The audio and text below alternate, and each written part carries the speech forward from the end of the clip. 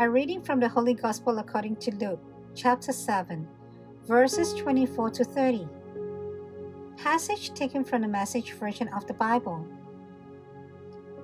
After John's messenger left to make their report, Jesus said more about John to the crowd of people. What did you expect when you went out to see him in a while? A weekend camper? Hardly. What then? A sheik in silk pajamas? Not in the wilderness. Not by a long shot. What then? A messenger from God. That's right, a messenger. Probably the greatest messenger you will ever hear. He is the messenger Malachi announced when he wrote, I'm sending my messenger on ahead to make the road smooth for you. Let me lay out for you as plainly as I can. No one in history surpasses John the Baptizer, but in the kingdom he prepared for you, the lowliest person is ahead of him. The ordinary and disreputable people who heard John, by being baptized by him into the kingdom, are the clearest evidence. The Pharisees and the religious officers would have nothing to do with such a baptism, wouldn't think of giving up their place in line to their inferiors.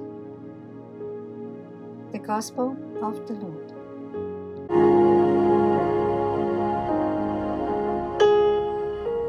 Reflections on the Gospel according to St. Luke, chapter 7, verses 24 to 30.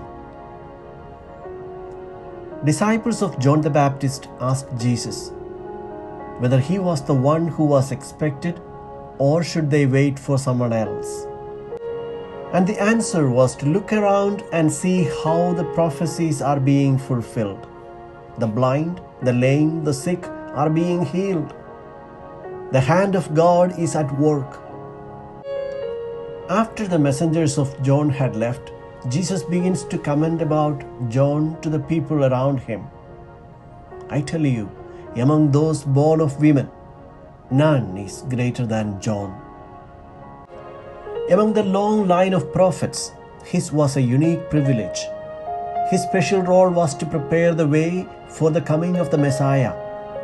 Behold, I send my messenger before your face, who shall prepare your way before you. Jesus appreciates what John has accomplished in his unique mission.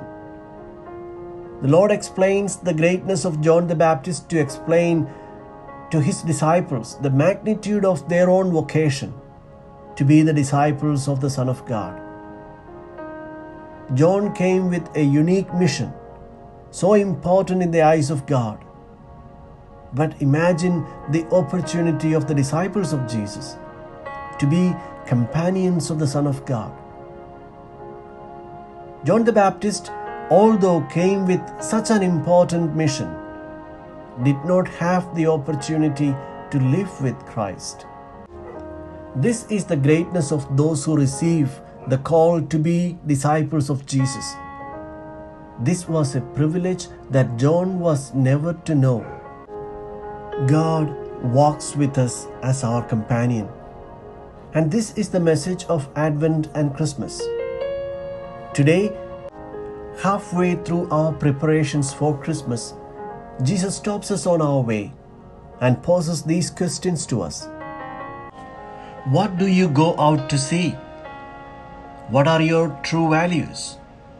What impresses you? Our fellowship with Christ is something for which we must praise and thank God. It is humbling to think that we are in a way more privileged than John the Baptist. The life of John the Baptist can be compared to that of Moses of the Old Testament, who led the Israelites to the promised land but does not enter it himself. John is not part of the community that the Messiah gathered around himself. He did not live to experience the life, death, and resurrection of Jesus, the sending of the Holy Spirit. In that sense, we are all more privileged than John the Baptist. And we have come to see and hear and experience what John did not see or hear. In acknowledging with gratitude to God this privilege, this grace, we are also aware of the call that goes with it. The more we are given, the more will be asked of us. We have the mission to bring the joy of Christmas to those around us, particularly to those in need.